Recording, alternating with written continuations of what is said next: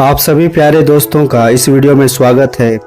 आज आप बहुत ही महत्वपूर्ण विषय को सुनेंगे और देखेंगे। मैं आपसे निवेदन करता हूं कि चाहे आप किसी भी जात धर्म के हैं, इस वीडियो को देखें और सुने। परमेश्वर आपको आशीषित और सम्मानित करने वाला है। आज के दिनों में बहुत सी बहनें जो बांझ की अवस्था से गुजर रही हैं, उनकी आशाएं विश्वास जैसे बच्चे के प्रति समाप्त हो चुकी है, खत्म हो चुकी है। आज मैं बताना चाहता हूं कि मेरी प्यारी बहनों, आपका विश्वास फिर से ताजा और नया होने वाला है। हमारा परमेश्वर यीशु मसीह, जी हाँ बहनों, जो आप हताश हो चुके हैं, निराश हो चुके हैं अपने जीवन में एक उम्मीद को लेकर, आपने हर संसारिक कोशिशें प्रयास हर एक क्षेत्र में की है, लेकिन आप फिर भी असफल हैं, आप कामयाब नहीं हुए हैं। यदि आप प्रभु यीशु को सच्चे मन हृदय से पुकारे तो वह आपकी पुकार को सुनेंगे। चाहे आप किसी भी समाज के हों, किसी भी जाति के हों, चाहे किसी भी धर्म के हों। जी हाँ मेरी प्यारे बहनों, इन चीजों से, जात धर्म से परमेश्वर को कोई लेना देना नहीं है। प्रभु यीशु जात धर्म को बनाने नहीं आया। वह यीशु मसीह हमारे और आपके लिए एक मसीहा है, और मसीहा लोगों को छुटकारा देता है, शांति देता है और उनकी पुकार सुनता है। जी हाँ बहनों, वह आपके विनती पुकार को सुनेगा। जो आप मांगोगे प्रभु यीशु वह आपकी विनती मन्नतों को पूरा करेगा। वह इसके बदले कुछ भी दान दक्षिणा नहीं चाहता। वह प्रभु यीशु केवल आपका विश्वास और प्रेम को चाहता है। मेरी बहनों, आज हो सकता है आप बांझ की अवस्था से काफी अपमानित होंगे, आपको अपने लोग से नफरत मिलता होगा। हाँ बहनों, आपको अपने गली मोहल्ले से गलत निगाहों से देखा जाता होगा, कुप्रथाओं से देखते होंगे। बांझ स्त्री होने के कारण आपको श्रापित स्त्री समझा जाता होगा। लोगों के बीच में सर उठाकर चलना आप बहनों का आज मुश्किल सा हो चुका है।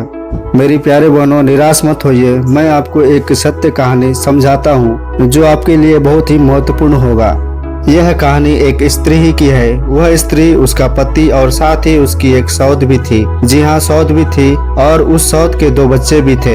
ये सभी एक ही साथ रहा करते थे। लेकिन उस स्त्री की जो सौत थी, वह उस स्त्री को बांझ होने के कारण काफी प्रताड़ित और अपमानित किया करती थी। वह स्त्री बांझ होने के कारण हर वक्त उसे ताना और भेदभाव का सामना करना पड़ता था उस घर में। इस कारण वह स्त्री काफी परेशान, बोझ से दबी हुई रहती थी। उसका उत्साह, आनंद एक 4 दीवारी में बंद होकर रह चुका था। लेकिन उसका पति बहुत ही अच्छा व्यक्ति था। वह पति उस बांझ स्त्री को अधिक प्रेम करता था और उसके दुखों में उसको सहारा दिया करता था। और ये दोनों पति पत्नी बच्चे की प्राप्ति के लिए हर मुमकिन कोशिश किया करते थे। जैसे वे हर मंदिरों में जाते और हर प्रकार के मन्नतों को मानते और बलि चढ़ाते थे। हर दिन अनेक प्रकार के दान बच्चों और जानवरों को दिया करते थे और भोज भी खिलाया करते थे। लेकिन इन सब सारी कोशिशें और मेहनतों के बाद भी वे असफल रहे। इनका पैसा और रुपया और समय व्यर्थ होता रहा। ऐसे ही उनका जीवन 8 से 10 सालों तक चलता रहा। तब उन्हें किसी तरह प्रभु यीशु के विषय में पता चला कि प्रभु यीशु हर एक असंभव कार्य को संभव करते हैं। हर दुखियों और बोझ से दबे हुए लोगों का पुकार सुनते हैं।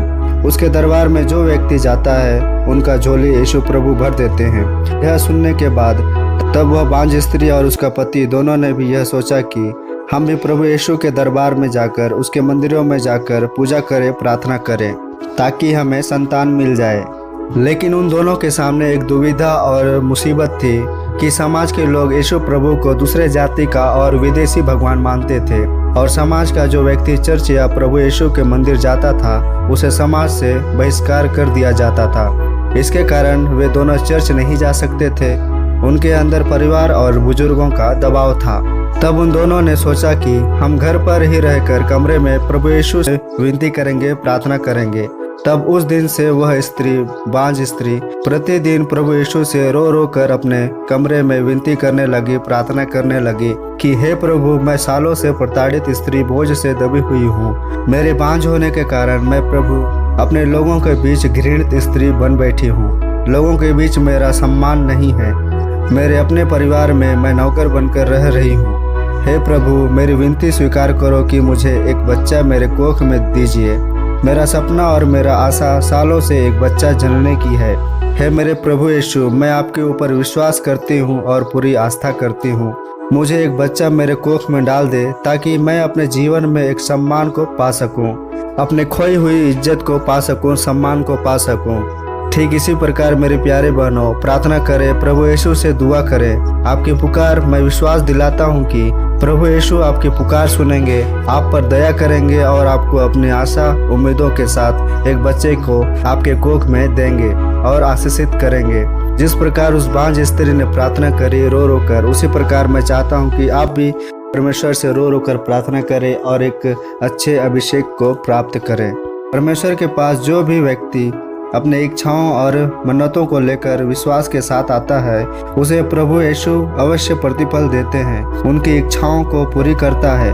मैं एक बार फिर से आपसे निवेदन करता हूँ कि जितने भी बहनें हैं, स्त्रियां हैं, वे सभी परमेश्वर से रो रो कर अपने कमरे में प्रार्थना करें, दुआ करें अपने संतान प्राप्ति के लिए। वो बिल्कुल ही आपकी सुनेगा और आपकी इच्छाओं को पूरी करेगा। वो परमेश्वर हर एक मन्नतों को, हर एक इच्छाओं को पूरी करने वाला हमारा पवित्र परमेश्वर है।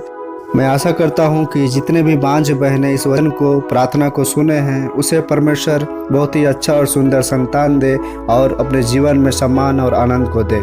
आमीन।